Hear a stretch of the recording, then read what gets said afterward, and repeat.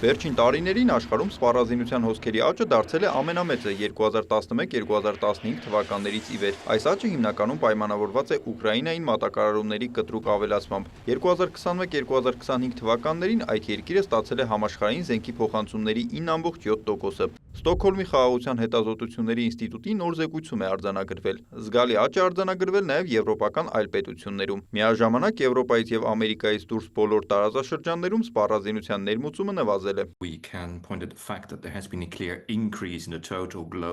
Ակնհայտորեն աճել է աշխարհում սպառազինությունների ընդհանուր շրջանառությունը։ Պետությունները վերջին 5 տարում ավելի շատ զենք են ներմուծել, քան նախորդ 5 տարիներին։ Միացյալ Նահանգներն ավելի է ամրապնդել իր դիրքը որպես աշխարհի գլխավոր զենք մատակարարող։ Չնայած որ կան այլ երկրներ, որոնք մրցակցում են ԱՄՆ-ի հետ աշխարհաքաղաքական տարբեր ոլորտներում։ Հենց զենքի շուկայում Միացյալ Նահանգների գերակայությունը մեծացել է, համաշխարհային զենքի շրջանառության 42%-ը նրան է բաժին ընկնում։ Երկրորդ տեղում Ֆրանսիան է մոտ 10%-ով։ Ռուսաստանը, որը նախկինում երկրորդն էր, այժմ իջել է երրորդ տեղ։ Նրանց արտահանումը նվազել է 64%-ով։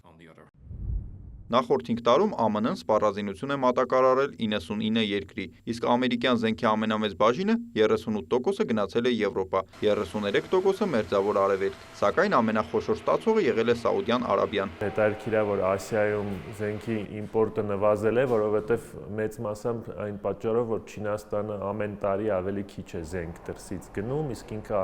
նախկինում դեռ մի 20-30 տարի առաջ ամենամեծ ներկրողներից էր զենքի, հիմա դա արդեն տենց չէ, իրենք մեծ մասամբ արդեն կարողանում են իրենց մոտ հենց գնումները անել, իրենց երկրում։ Հնդկաստանի մասին եթե խոսքը գնում է, երկու process ենք տեսնում, համ ներկրում են ավելի քիչ, համ ներկրում են ավելի քիչ Ռուսաստանից, եթե 20 տարի առաջ 70%-ը Ռուսաստանից էր, հիմա 40%-ն է Ռուսաստանից եւ նաև իրենց ներքին արտադրություններն են կարողացել արդեն սկսել վաճառել տարբեր տեսակի զենք ու զինամթերք։ Երկրների կողմից զենք ձեռք բերելը ուղղակիորեն կապված չէ պատերազմի մեջ գտնվելու հետ, բայց կապված է լարվածության եւ հակամարտությունների հետ, արձանագրում է Միջազգային ինստիտուտի հետազոտողը։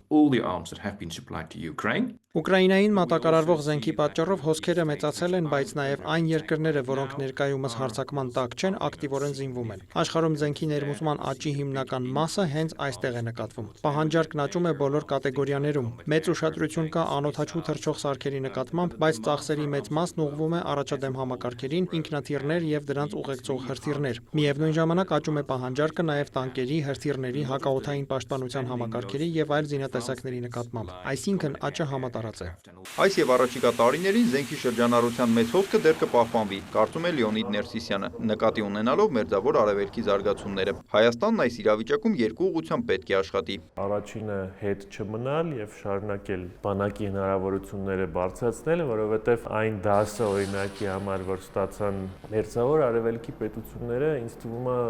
բոլորի համար կարևոր է։ Բացի դրանից պետք է որ Հայաստանը շարունակի իր արտադրությունները ռազմական տեխնիկայի եւ զինամթերքի զարգացնել եւ գտնել իր տեղը հենց արդեն ինչ-որ գլոբալ շուկայում, որովհետեւ այդ շուկան շատ արագ աճող շուկա է եւ դա Հայաստանին տնտեսապես եւ քաղաքական նաեւ արտաքին քաղաքական իմաստով մեծ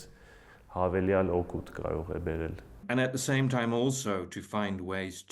Հայաստանը փորձում է աստիճանաբար նվազեցնել կախվածությունը Ռուսաստանից եւ նոր գործընկերներ գտնել։ Այդ առումով արդեն նկատվում է միտում, Հայաստանը ավելի շատ գործակցում է Հնդկաստանի եւ եվրոպական երկրների հետ, թե զենքի, թե պաշտպանության եւ այլ ոլորտներում աջակցություն ստանալու համար։